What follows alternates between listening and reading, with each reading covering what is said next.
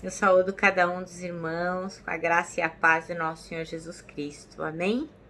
O meu nome é Miriam Anita e eu vou contar para os irmãos aquilo que eu entendi do texto que vou ler, chamado O Deus da Misericórdia. Esse texto consta do Manancial. E o Manancial é uma publicação de meditações diárias da União Feminina Missionária Batista do Brasil.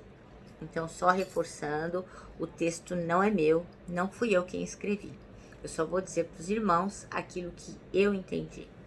Isto dito, vamos iniciar orando.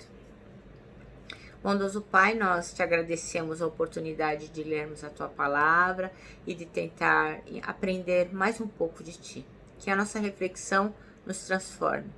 Perdoa, Senhor, o que fazemos que não lhe agrada e ajuda-nos, Senhor, a sermos pessoas melhores. É o que te pedimos, em nome de Jesus. Amém.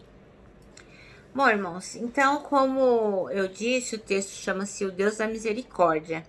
E quem escreveu foi a Marisa Vieira. Essa irmã nos pede que leiamos Daniel 2.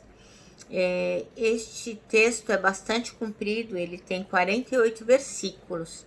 Então, eu vou fazer mais ou menos um resumo, intercalando algumas coisas ditas e outras coisas que são versículos. Então, este capítulo começa assim, dizendo que no reinado de Nabucodonosor, no seu segundo ano, ele teve sonhos. Então, a mente dele ficou tão perturbada que ele não conseguia dormir. Então, o que ele fez? Ele convocou os magos, os encantadores, os feiticeiros e os astrólogos para que eles dissessem para ele, fizessem uma interpretação daquilo que ele havia sonhado. Mas quando essas pessoas vieram para conversar com o rei Nabucodonosor, ele não quis contar o seu sonho. Ele disse que eles deveriam adivinhar aquilo que ele havia sonhado. Ele queria saber o que significava, mas eles deveriam adivinhar o que ele havia sonhado. Então os astrólogos responderam para ele, mas isso não existe, né? Só os deuses é que vão saber o que o rei sonhou. Então o rei vai ter que falar para nós o que sonhou para que nós possamos interpretar. Mas o rei não quis saber. Ele falou assim, olha, vocês vão ter que me contar o sonho e eu acho que vocês estão querendo me enganar. Vocês estão falando essas coisas para ganhar tempo. E eu não vou contar o sonho para vocês. Então, o versículo 8 diz assim, eu já descobri que vocês estão tentando ganhar tempo, pois sabem da minha decisão. Se não me contarem o sonho, todos vocês receberão a mesma sentença, pois vocês combinaram enganar-me com mentiras, esperando que a situação acalmasse. Contem-me o sonho e eu saberei que vocês são capazes de interpretá-los para mim. Aí, como eles não contaram, o rei ficou tão irritado, ficou furioso, que ele mandou executar a todos eles. Então, todos os sábios, astrólogos, feiticeiros da Babilônia seriam executados. E aí os encarregados do rei foram procurar todos esses profissionais, né, para que eles fossem mortos. E tinha um homem chamado Arioque, que ele era o comandante da guarda do rei, que ele já estava se preparando para matar todo mundo, essas pessoas. E Daniel perguntou para ele o que estava acontecendo, por que o rei tinha sido tão severo. E aí, no versículo 15, na segunda parte, Arioque explicou o motivo a Daniel. E diante disso, o que fez Daniel?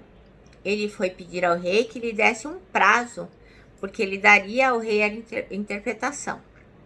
Aí Daniel voltou para casa, lá no versículo 17, e conversou com seus amigos, o Ananias, Misael e Azarias, e contou o problema para eles, e disse para eles que eles se juntassem a ele em oração, pedindo a Deus que tivesse misericórdia acerca desse mistério, para que ele e os seus amigos não fossem mortos, porque eles seriam executados também, junto com os outros sábios da Babilônia. E o que aconteceu? Uma noite, Daniel sonhou e teve a revelação, teve uma visão a respeito deste sonho. E ele, então, orou adorando a Deus e agradecendo. E ele diz assim: louvado seja o nome de Deus para todo sempre. A sabedoria e o poder a ele pertencem.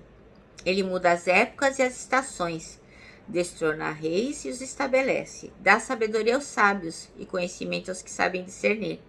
Revela coisas profundas e ocultas, conhece o que jaz nas trevas e a luz habita com ele. Eu te agradeço e te louvo, ó Deus dos meus antepassados. Me deste sabedoria e poder e me revelaste o que te pedimos. Revelaste-nos o sonho do rei. Aí o Daniel vai e procura o rei, procura Arioque, né, que o leva ao rei e diz para o rei que tem uma pessoa que poderá interpretar, que é um daqueles que vieram lá da Babilônia, né, que foram trazidos como prisioneiros. Aí Daniel disse para o rei, em momento nenhum ele tomou para si aquela glória, e ele diz que nenhum sábio, encantador ou feiticeiro ou adivinho seria capaz de revelar ao rei o mistério se não fosse o Deus no céu que o revelasse. Então ele mostrou ao rei Nabucodonosor que o Senhor tinha o domínio de toda a sabedoria, e era Deus quem revelava, não era Daniel, era Deus que o havia revelado. E Daniel disse ao rei que o Senhor tinha permitido que ele tivesse um vislumbre das coisas futuras que iriam acontecer. Ele estava vendo as coisas que iriam acontecer. Então ele mostrou ao rei Nabucodonosor o que iria acontecer nos últimos dias. Então Daniel disse que a mente do rei voltou-se para o futuro, e ele conta como foi o sonho. E ele fala, lá no versículo 31, tu olhaste, ó rei, e diante de ti estava uma grande estátua, uma estátua enorme, impressionante, sua aparência era terrível. A cabeça da estátua era feita de ouro puro, o peito e o braço eram de prata, o ventre e os quadris eram de bronze, as pernas eram de ferro e os pés eram parte de ferro e parte de barro.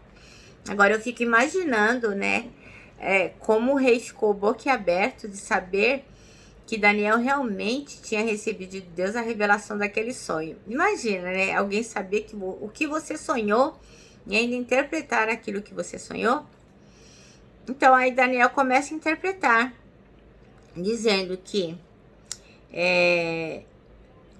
o ferro, o barro e o bronze, a prata e o ouro, tudo virou pó, né, como uma debulha de trigo, e o vento os levou.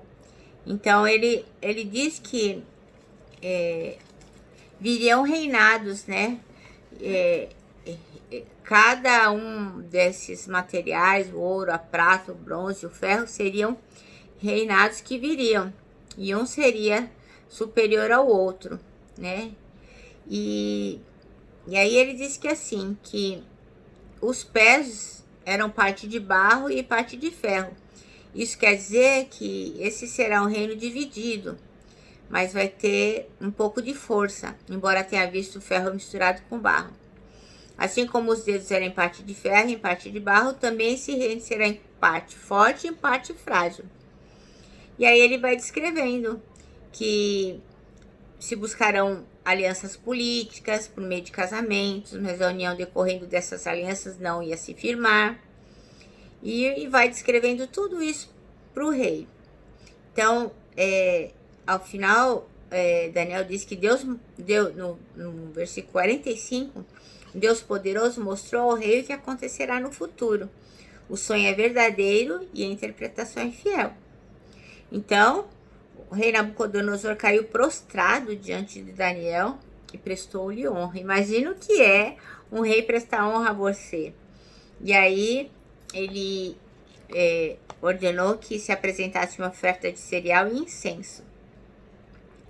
E o rei então afirmou que não tinha dúvida que o nosso Deus era Deus dos deuses, né? Que o Deus de Daniel era o Senhor dos reis e aquele que revela mistérios, porque Daniel havia conseguido revelar o mistério.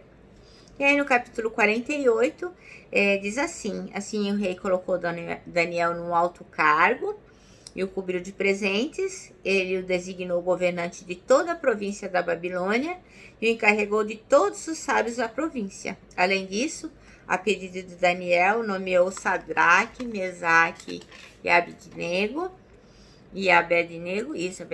administradores da província da Babilônia, enquanto o próprio Daniel permanecia na corte do rei. Então, essa é a história do sonho que Daniel interpretou. Então, o nosso texto hoje fala sobre o Deus da misericórdia, e os versículos que a irmã Marisa Vieira escolheu foram o 17 e o 18, que diz assim: Daniel voltou para casa, contou o problema aos seus amigos Ananias, Misael e Azarias, e lhes pediu que rogassem a Deus dos céus que tivesse misericórdia acerca deste mistério, para que ele e seus amigos não fossem executados como os outros sábios da Babilônia. Amém? Conta-se uma história, não se sabe se é verdadeira ou não, que diz ter acontecido quando Napoleão Bonaparte estava no poder. Então, diz que havia uma mulher que ela só tinha um filho, e esse filho era muito amado, e ela dependia muito dele, e eles viviam somente os dois. Ela não tinha outros familiares, e só viviam os dois. E este rapaz cometeu um crime. A história não conta que tipo de crime foi que ele cometeu, mas diz que Napoleão Bonaparte, então, o condenou à morte, porque aquele crime era passível de morte. Então, a mãe deste rapaz, enquanto ele estava preso, pediu uma audiência com Napoleão Bonaparte. E foi muito, muito difícil conseguir. Mas, enfim, Napoleão Bonaparte resolveu ouvi-la.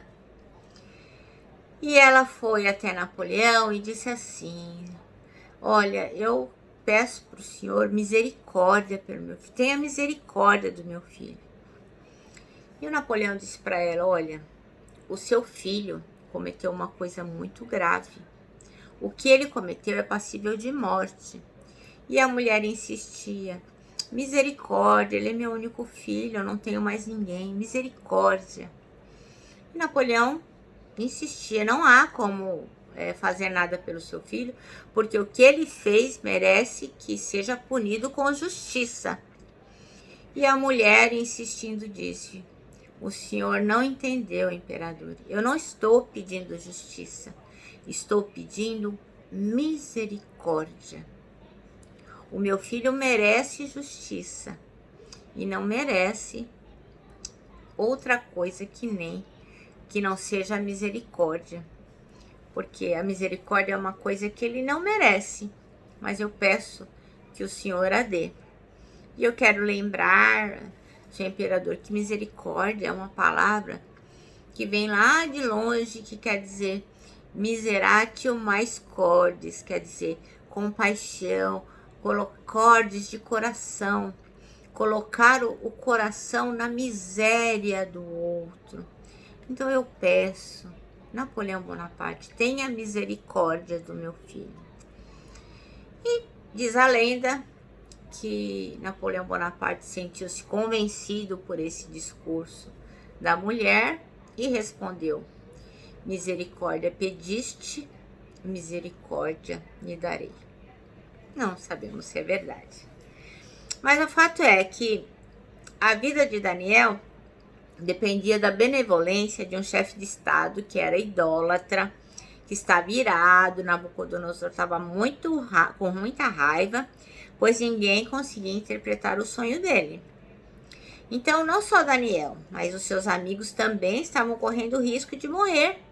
Então, eles se juntaram para pedir o quê? A misericórdia de Deus para que eles não fossem mortos.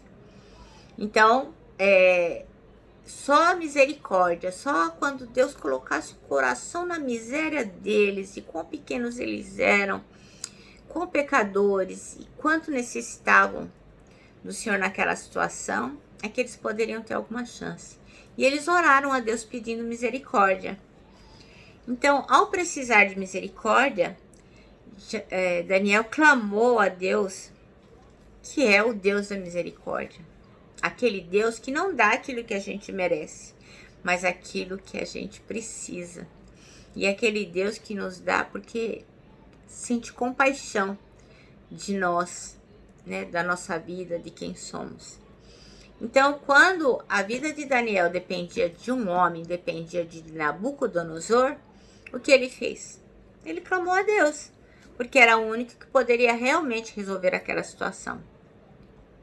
Então, naquele momento, Daniel se lembrou de quem Deus era, dos feitos de Deus durante toda a vida que Daniel conhecera Deus, conhecera a sua palavra, que seu pai lhe instruíra. Tudo que ele tinha aprendido, ele foi se lembrando e foi confiando naquilo que o Senhor poderia fazer. Mas por que Daniel, ele se lembrou dos feitos do Senhor e confiou neles? Porque Daniel sabia a palavra de Deus, ele tinha conexão com Deus, ele estava ligado ao Senhor, porque senão ele não poderia se lembrar de quem o Senhor era. Então, o texto diz que ao passar por situações difíceis, mesmo agora, né, que estamos nesses tempos de pandemia, temos tantas dificuldades, eu tenho uma amiga tão querida, que me disse com lágrimas nos olhos que a sua irmã está com um problema, está com câncer.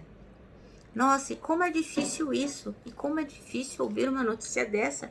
Mas se a gente tentar resolver as coisas da nossa maneira, buscando a ajuda dos amigos apenas, ou de médicos, ou tentando dar um jeitinho, a gente não vai conseguir. Então, assim, a gente só vai conseguir vencer essas dificuldades, como a pandemia, a fome, o desemprego, o desespero, a solidão, um câncer, uma doença, o novo Covid-19, enfim. Qualquer coisa que tenhamos que passar, nós só venceremos se confiarmos na misericórdia de Deus. Então, quando lemos a palavra, no entanto, a gente se depara com uma revelação maravilhosa de quem Deus é e de tudo que Ele fez ao longo da história. Então, a gente é confrontado a crer no Senhor. Não tem como não acreditar num Deus tão maravilhoso.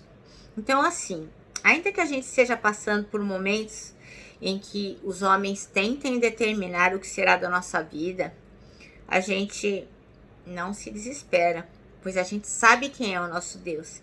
E que Ele não é só o Senhor da história. Ele é o Senhor que mudou e muda e mudará sempre a história. Ele é o Senhor soberano, soberano sobre tudo e sobre todos. Então, Deus pode ajudar a mudar a história da sua vida, da nossa família, da nossa cidade, do mundo. O que a gente precisa é reconhecer que Jesus Cristo morreu naquela cruz para nos salvar, para nos resgatar. O que nós precisamos é crer em que Ele é o único e que pode fazer isso por nós, e que, segundo a vontade de Deus, todas as coisas poderão acontecer. Então, nós temos que crer, confiar na misericórdia do Senhor, de que Ele olha para nós, Ele tem misericórdia, Ele coloca o coração dele na nossa miséria, e nos resgata, e nos ampara, e nos acolhe, e está sempre conosco. Às vezes, a resposta que recebemos, ainda que misericordiosa, não é a resposta que nós esperamos. Muitas vezes Deus diz não. Às vezes Deus nos diz espera. Às vezes a gente não gosta da resposta que a gente recebe. Mas a gente nunca pode perder o foco. Que o Senhor é misericordioso. Que Ele sabe de todas as coisas. Que Ele é soberano e que Deus, fazendo ou não fazendo, Ele será sempre Deus. Bom, o nosso manancial termina dizendo que em Deus confiaremos e nele esperaremos, pois Ele é e sempre será o Deus de misericórdia. Amém? Abraço aqui a todos com um abraço fraternal, o abraço de ursa e, lógico, né, a palavra de ordem que é saudades.